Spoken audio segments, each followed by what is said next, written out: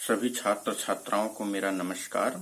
मैं मधुसूदन सिंह राजपूत सहायक प्राध्यापक समाज शास्त्र के पद पर शासकीय इंदिरा गांधी महाविद्यालय पंडरिया, जिला कबीरधाम, छत्तीसगढ़ में पदस्थ हूँ।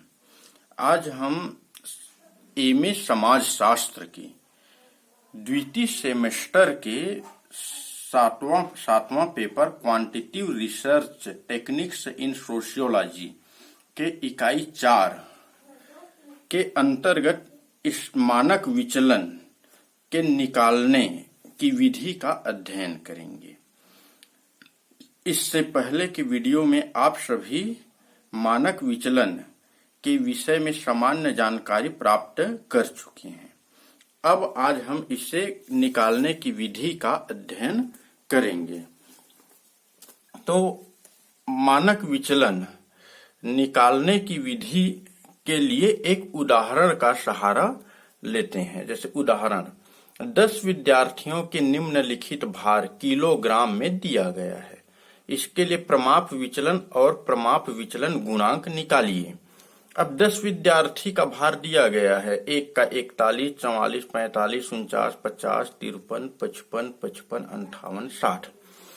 तब सबसे पहले मानक विचलन निकालने के लिए हमको औसत निकालना पड़ेगा। तब इसके लिए इसको टेबल के रूप में लिख लेते हैं। जैसे हर इसका जब करेंगे तो टेबल के रूप में लिखने के लिए जो मान दिया गया है उसको टेबल के रूप में लिख लेंगे। 41, 44, 45, 49,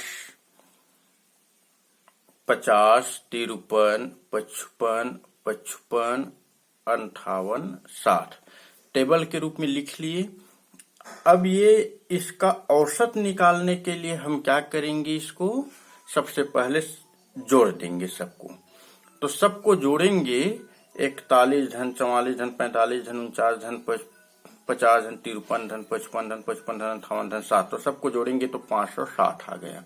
और एन का मान 10 है। 1 2 3 4 5 6 7 8 9 10।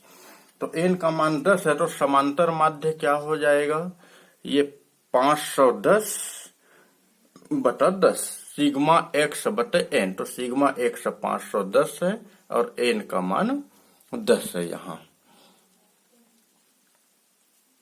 तो इसका समांतर माध्य आ गया 51 kg।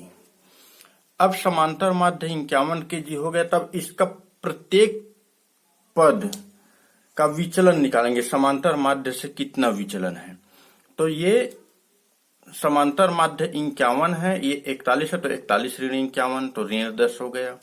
44 ऋण 51 तो ऋण 7 हो गया। 45 ऋण 51 तो ऋण 6 हो गया। 49 ऋण 51 तो ऋण 2 हो गया। 50 ऋण 51 तो ऋण 1 हो गया। 53 ऋण 51 तो धन 2 हो गया। 55 ऋण 51 तो धन 4 हो गया। 55 ऋण 51 तो धन 4 हो गया। 58 ऋण 51 का धन 7 हो गया। तो ये प्रत्येक पद, एक से के जो प्रत्येक पद है उससे समांतर माध्य का विचलन निकाले तो ये मान मिल गया। अब हम इसका वर्ग कर देंगे ताकि ये सभी एक ही चिन्ह में आ जाए। माध्य विचलन में इसको सबको धन कर दिया जाता था, इसलिए गणितीय त्रुटि आ जाता है। तो मानक विचलन निकालते समय इसका वर्ग कर देंगे तो उस त्रुटि से मुक्ति हो जाएगा, उस त्रुटि से मुक्ति मिल जाएगा। तो वह जो त्रुटि है खत्म हो जाएगा। तो ऋण 10 का वर्ग तो 100, ऋण 7 का वर्ग तो 49, ऋण 6 का वर्ग 36, ऋण 2 का वर्ग तो 4, ऋण 1 का वर्ग 1, 2 का वर्ग 4, ये 4 का वर्ग 16, फिर 4 का वर्ग 16, 7 का वर्ग 49 और ये 9 का वर्ग 81। तो जो विचलन मिला उसके वर्ग भी मिल गए हमको। ये पूरे वर्ग है ये। तो इसको जोड़ देंगे तो sigma d square is equal to 356 मिल गया। अब हमको प्रमाप विचलन के लिए निकालने के लिए पूरा आंकड़ा मिल गया है। तो प्रमाप विचलन का सूत्र लिख देंगे sigma is equal to square root sigma d square बटे एन। तो सिग्मा डी स्क्वायर का मान 356 है, तो 356 लिख दिए, और एन का मान 10 है, टोटल संख्या जितना आंकड़ा दिया गया। तो आंकड़ा दिया गया तो 1 2 3 4 5 6 7 8 9 10, तो 10 है तो 10 लिख दिए। तब हल करेंगे तो 35.6, ये लगभग 5 पंचे 25, 6 छक्के 36, तो लगभग 6 के आसपास है। तो इसके स्क्वायर रूट निकालेंगे तो 5.97 kg निकल गया। तो अब प्रमाप विचलन स्टैंडर्ड डेविएशन का मान लगभग 6 है। इससे यह निष्कर्ष निकाला जा सकता है कि जो विद्यार्थी का भार है वह उसके औसत 51 से 6 माइनस और 6 प्लस दोनों तरफ इसके अधिकांश वैल्यू का विस्तार है। इसका अप्रमाप विचलन गुणांक का, तब प्रमाप विचलन गुणांक क्या है? मानक विचलन बटा औसत। तो ये मानक विचलन 5.97 और औसत 51, तो प्रमाप विचलन गुणांक 0.117 आ गया। इस प्रकार स्पष्ट है कि जब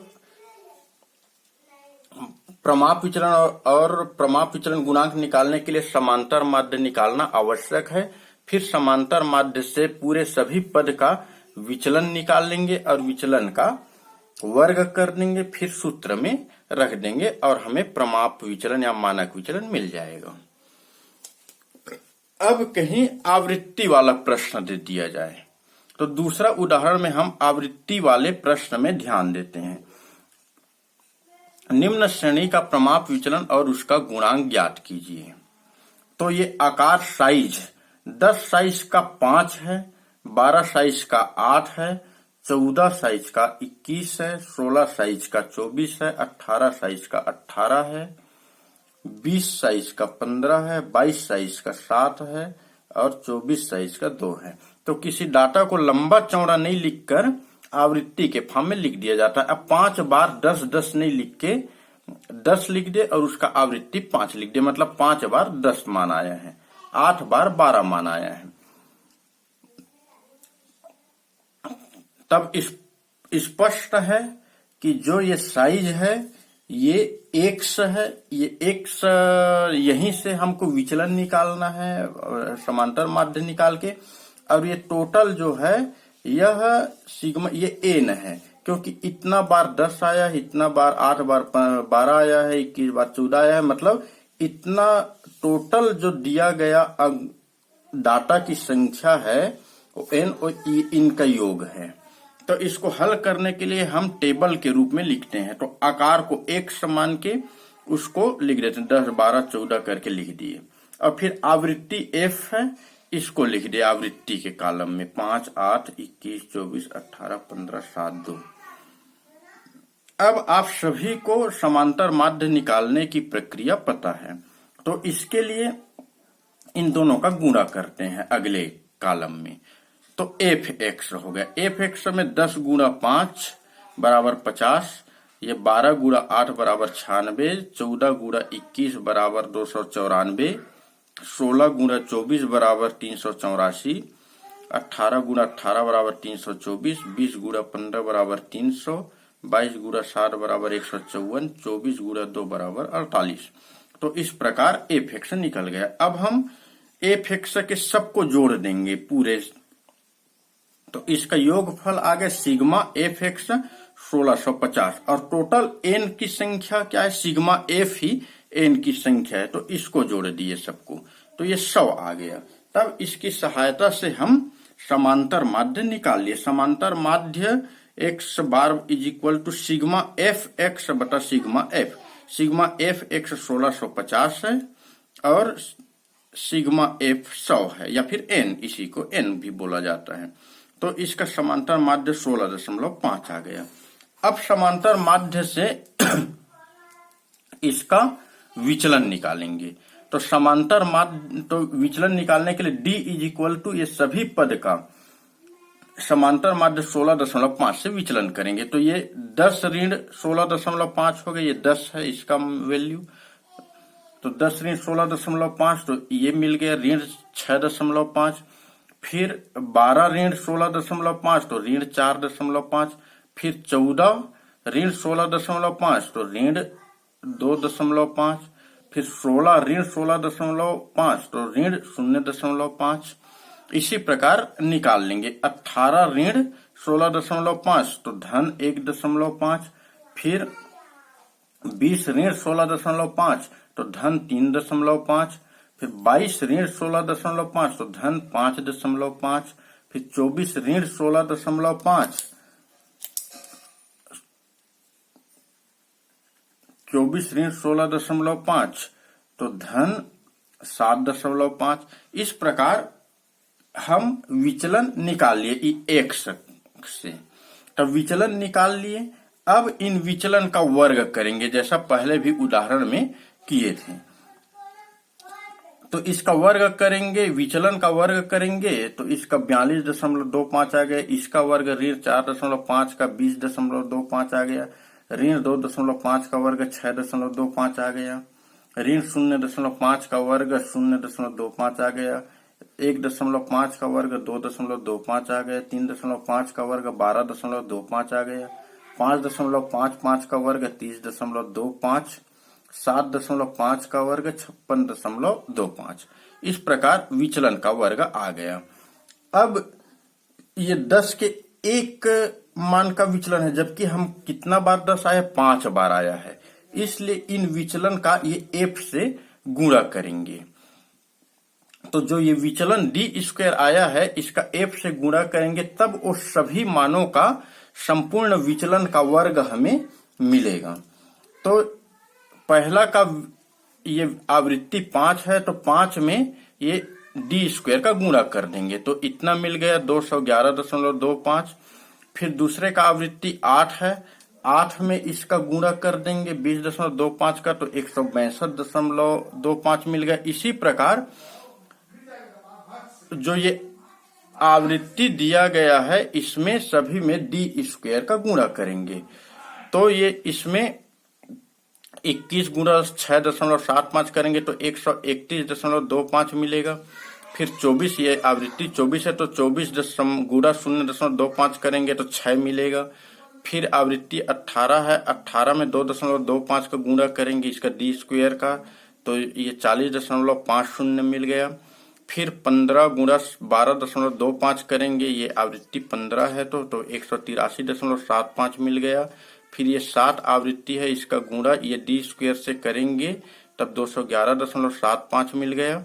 फिर ये आवृत्ति 2 का गुणा ये 56.25 d², इससे करेंगे तो 112.50 मिल गया। इस प्रकार ये f गुणा d² का मान, इस सभी का योग कर लेंगे तो सिग्मा f d² बराबर 1059 हमको वैल्यू मिल गया।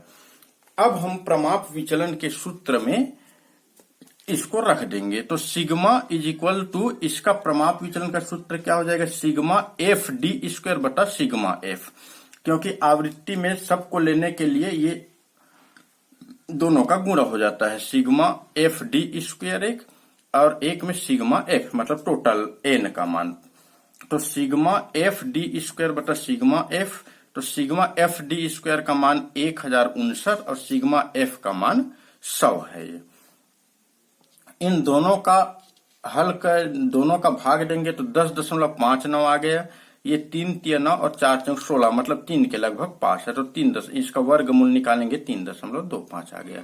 इस प्रकार प्रमाप विचलन 3.25 आ गया। तब यह समांतर माध्य 16.5 से 3.25 माइनस और 3.25 प्लस, इसमें इसके अधिकांश डाटा का विस्तार होगा। अब प्रमाप विचलन गुणांक निकालेंगे। प्रमाप विचलन गुणांक में प्रमाप विचलन में समांतर माध्य का भाग दे देते हैं, सिग्मा बटा x बार, तो बराबर इसका प्रमाप विचलन है वो 3.25 है और समांतर माध्य 16.5 है, लिख लिए। और दोनों का भाग करेंगे तो 0.197 ये प्रमाप विचलन गुणांक निकल गया।